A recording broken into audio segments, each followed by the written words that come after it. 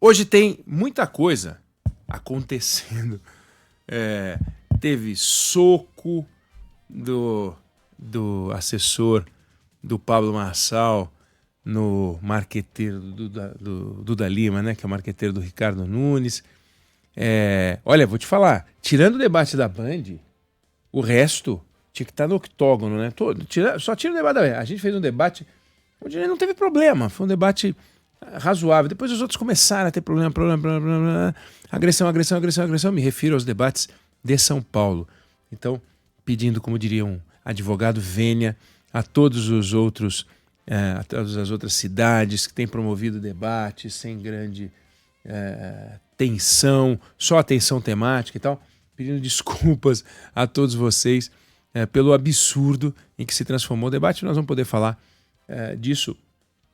Tem a operação envolvendo, no começo, aquela tal de Deolane, né, a influenciadora digital, depois com uma ordem de prisão contra o cantor Gustavo Lima, e aí depois soltaram todos os prisioneiros. Agora vamos ver como é que fica a situação, vamos poder atualizar isso também. Hoje, o presidente Lula fez o discurso de abertura na Assembleia Geral da ONU. O Brasil sempre faz o discurso de abertura, ao contrário do que se pode imaginar, ao contrário do que gostariam os brasileiros. Esse discurso não é aguardado por ninguém. Não é assim, puxa, agora vai falar o Lula, eu vou prestar atenção, depois quando falar o presidente da França eu não vou ouvir, ou depois eu não vou ouvir o presidente da Argentina, ou então eu não vou ouvir o presidente, sei lá quem for, o primeiro-ministro qualquer. Não é assim que funciona. É uma burocracia. Eles vão lá, eles falam e tal. E claro que conforme o momento, existe uma tensão maior em torno do presidente que vai falar. Então, o Brasil tem uma agenda para dar satisfações para o mundo há muitos e muitos anos, porque o mundo fica cobrando, e a gente tem que ter muito cuidado com a nossa postura para não virar um bando de lacaios prestadores de satisfação para os outros destruíram a parte que lhes cabe do planeta e depois vem cobrar o Brasil. Mas, de qualquer forma, o assunto climático, o assunto ambiental é uma agenda importante. Quando o Brasil fala, o Brasil é protagonista, temos biomas importantes, temos um papel importante. Agora, algumas coisas que os governantes gostam de colocar no seu discurso são absolutamente desprezados. Não porque o presidente Lula ou os ex-presidentes não mereçam respeito. Não é porque nós não temos protagonismo mundial. Isso não é uma coisa que você possa simplesmente assumir do nada, né? Por exemplo, o cinema brasileiro tem virtudes, tem bons filmes, mas o Brasil não é um polo de cinema capaz de ganhar, não foi, pelo menos até o momento, capaz de ganhar um Oscar de filme estrangeiro. Nós não conseguimos até agora. Vamos ver se esse ano vai. Mas a gente não conseguiu até hoje ganhar. E tem países que já conseguiram ganhar prêmios de cinema, não na categoria internacional, simplesmente não é uma característica do Brasil neste momento. Não é também uma característica do Brasil, neste caso me refiro a governantes, sair dando palpite sobre qualquer coisa no mundo. E por alguma razão, o presidente Lula ele gosta muito disso, sabe? Ele gosta de falar de geopolítica, ele gosta de falar da guerra do Oriente Médio, ele gosta de falar da guerra da Europa. Ele adora falar sobre esses assuntos que, na percepção dele, mobilizam os atores globais. Na percepção dele, mobilizam chefes de Estado. E realmente mobilizam chefes de Estado. Ele evita, no entanto, abordar de uma forma um pouco mais clara, um pouco mais detida, os assuntos que são desconfortáveis, né? Por exemplo, ele evita mergulhar, por exemplo, na Venezuela, né? Ele questiona algumas coisas ligadas ao cerceamento de Cuba, que ele acha que Cuba está escanteada, falou nesse discurso sobre Cuba, mas ele não fica falando da Venezuela, né? Não é uma questão central para ele e tal. E lá pelas tantas, o presidente ele acabou caindo numa armadilha que já pegou gente muito conhecida, muito respeitada e muito qualificada.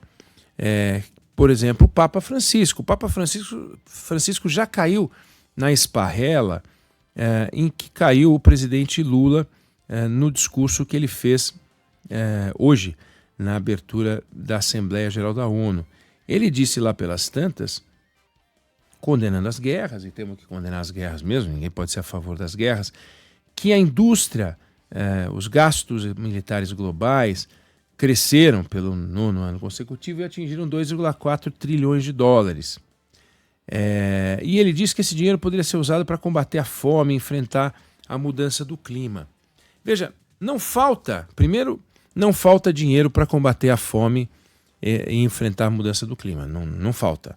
Falta uma decisão política de combater a fome, porque a maior parte dos lugares onde há fome, a esmagadora maioria dos lugares onde há fome acontece porque você tem uma guerra, não é uma guerra provocada pela indústria das armas, é uma guerra provocada por rivalidades históricas, por exemplo, na África, e você gera acampamentos.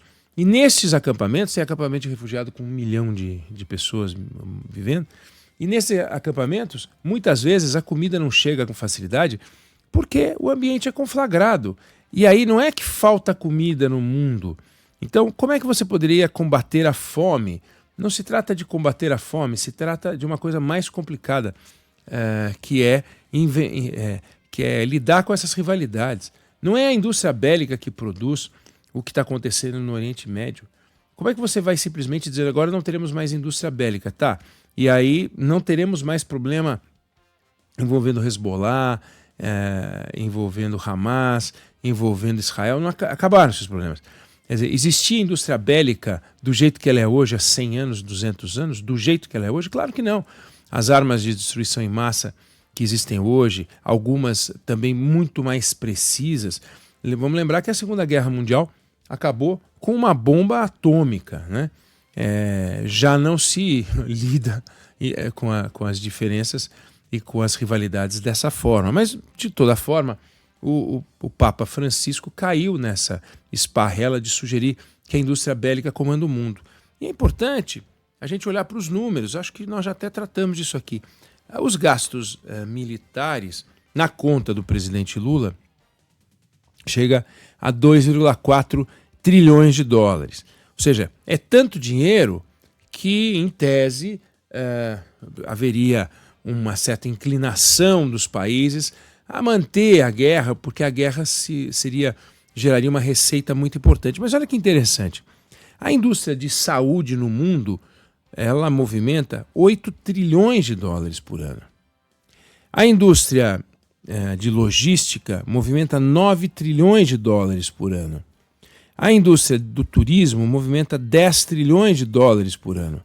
E a indústria da construção civil, 12 trilhões de dólares por ano. Se a gente somar isso aqui, a gente vai chegar a 38, 39 trilhões de dólares contra 2,4 da indústria bélica. 2,4 do que Lula chamou de indústria das armas.